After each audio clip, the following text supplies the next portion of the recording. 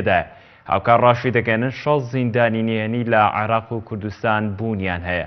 ڕۆژنامەنووسێکیش دەڵێت حیزبە دەسەڵاتدارەکان هێزی ئەمنی بۆ بەرژەوەندی خۆیان بەکاردەهێنن. پێشێلکاریەکان بەرامبەر مافی مرۆڤ لە هەرێمی کوردستان و عێراق ڕۆژ بە ڕۆژ لە هەڵکشاندندایە و بەپێی بەدواداچوونەکانی بەشێک لە ڕێکخراوەکانیش بێت لە گرتوخانەکاندا زیندانیەکان تووشی ئەشکەنجە و سزای توند هاتوون. ڕێکخراوی دادپەروەری بۆ زیندانیەکان لە خستنەڕووی راپۆرتی ساڵانەیدا ڕای دەگەێنێت کە زیندانەکان 3 ئەوەندەی خۆی خەڵکی تایە و ئەمە ژوای کردووە بەندیەکان لە نەهامەتیدا بژین. هاوکات ڕاشی دەگەێنن لە عێراق و کوردستان 6 گرتوخانەی نهێنی هەیە و گرتوخانە ئەمنیەکانیش ڕێگە بە ڕێکخراوەکان نادەن سەردانیان بکەن. 3 ئەوەندەی تاقەی ئیستیعابی خۆی خەڵکی تێدایە بەواتای لە جیاتی ئەوەی بۆ نمونە 100 کەس وەربگرێ چونکە تاقەی ئیستیعابیەکەی ئەوەندەیە بەڵام لە واقعدا دەبینی زیاتر لە 300 و ئەوەندە کەسە خەڵکی تێدایە زیاتر لە 6 زیندانی نهێنی هەیە. مادام دەستگا فەرمیە سەر بە حکوومەت و سەر بە دەوڵەت منع بکرێن یاخود زانیاریان پێ نەدرێکەواتە ئێمە ئەسڵەن چوونمان زیادەیە بۆ ئەوەی تەکید کەینەوە لەوەی کە ئایا زانیاریمان دەدەنیانە ئێمە چووی سەردانی 2 سجنمان کرد کە سەر بە وەزارەتە ئەمنیەکانن ئەسڵەن هەلە ئیستیعلاماتی دەرەوە وتیان منەظەمات بۆی نییە سەردانیمان بکە.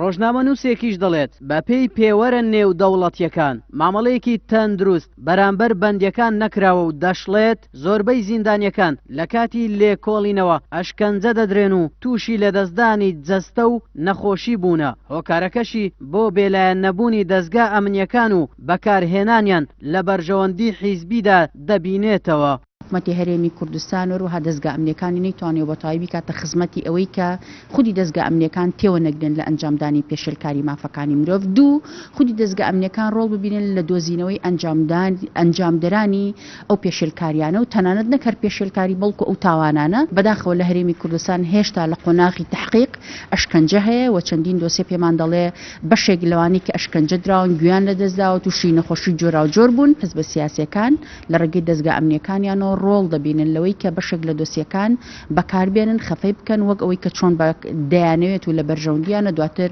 دۆسیەکە کۆتایی پێبهێنن. پێشێلکاریەکان بە تایبەت لە هەرێمی کوردستان لە 2 ساڵی ڕابردوودا زیادی کردووە و حاڵەتی تیرۆریش تەنیا لە ساڵی 2016دا 4 بۆ 5 حاڵەت ڕوویداوە و زۆربەی حاڵەتەکانیش پەیوەندیان بەکاری سیاسیەوە هەبووە و چەندین کەسیش بەهۆی بوونی لایەنگری حیزبی پێشێلکاری بەرامبەر کراوە و ئەو پێشێلکاریانەش هێندە بەڕوونی ئەنجام دەدرێن تەنانەت بەرپرسانی حکومیشی گرتوتەوە. لە تازەترین ڕووداویشدا لە بازگەی پردێ جۆرێک لە پێشێلکاری و ڕێگری بەرامبەر سۆران عومەر و عەلی حەمە ساڵح پەرلەمانتاری کۆمەڵ و گۆڕان کران. ئەمەش دیوێکی ناشیرینتری بەدەسەڵاتی کوردی بەخشی. ئاراس عەزیز کەناڵی پێیام هەولێر.